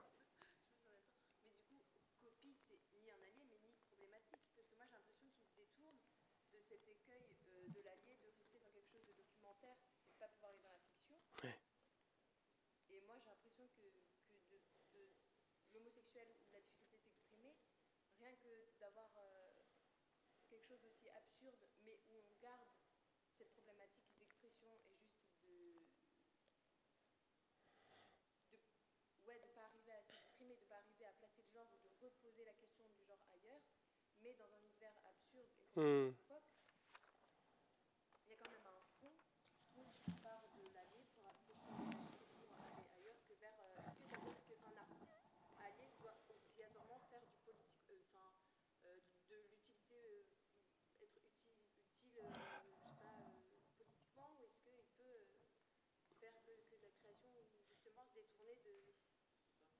De ces objectifs-là et de devoir que faire du politique et de devoir que se représenter en tant que utilité politique à une communauté ou une autre. Mais je suis d'accord. C'est pour ça que j'ai présenté Copy, en fait. Quand je dis artiste problématique, c'est dans le bon sens du terme. Hein. C'est-à-dire que ce sont des en fait, quand je dis artiste problématique, c'est des artistes qui ont été problématiques sur la question de savoir s'ils étaient des alliés ou pas. C'est-à-dire qu'en fait, ce sont des artistes qui ont pris le risque de décevoir des personnes avec qui ils étaient d'accord politiquement dans la vraie vie. C'est-à-dire de décevoir et de désatisfaire certaines attentes.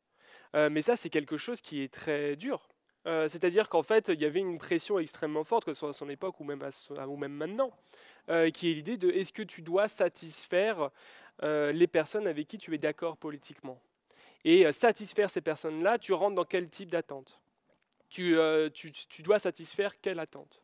Et après, moi, je suis d'accord, moi, Copy est pour moi un auteur politique. Je veux dire, il y a un artiste qui a des réponses politiques complètement différentes.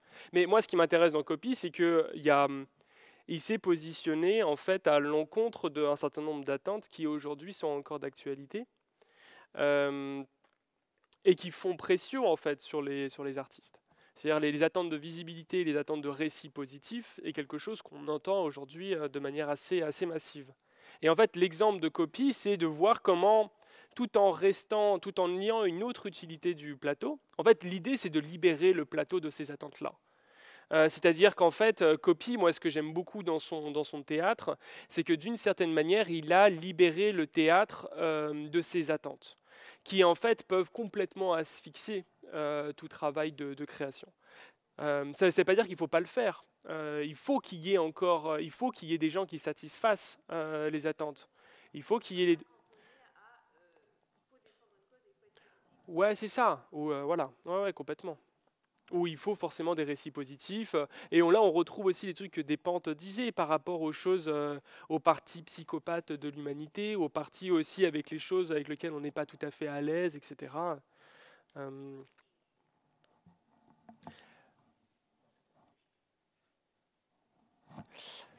Quelqu'un veut lire la dernière citation? Alors ça, c'est un peu, pour moi, c'est un peu, à chaque fois, j'essaye de faire un séminaire sur elle et j'y arrive pas. Mais c'est pour moi la plus grande penseuse de la radicalité en art, c'est Annie Lebrun, qui est une poétesse, mais essentiellement aussi essayiste et commissaire d'exposition, notamment une spécialiste de l'œuvre justement du Marquis de Sade.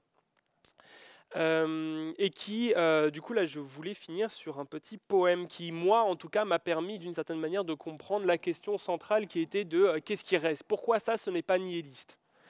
C'est ça la vraie question. Hein.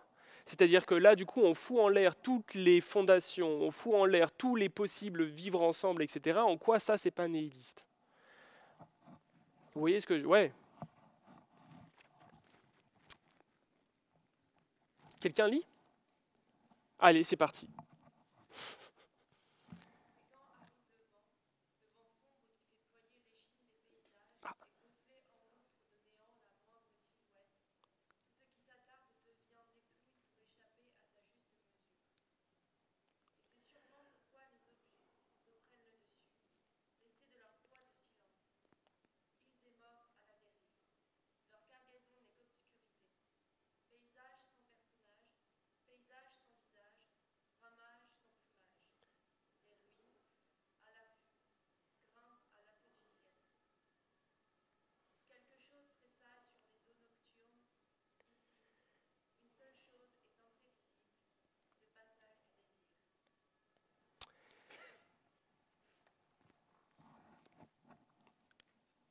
On se fait une petite pause et après on parle du bal masqué.